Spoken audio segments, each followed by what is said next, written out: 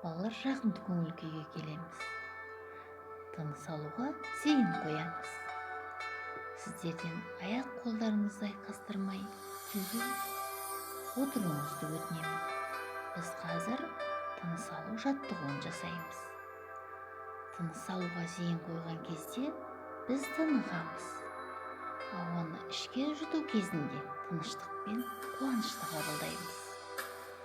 Демді сыртқа шығарған кезде өзіміздегі мазасыздықты сыртқа шығарамыз. Кәне дайындалайық балалар. Көзімізді жұмамыз, арқамызды тіктейміз, қолдарымды тізеге қоюға болады. Тынысты ішке тартамыз, тынысты сыртқа шығарамыз. Осылай 9-10 рет жаттығу жасаймыз балалар.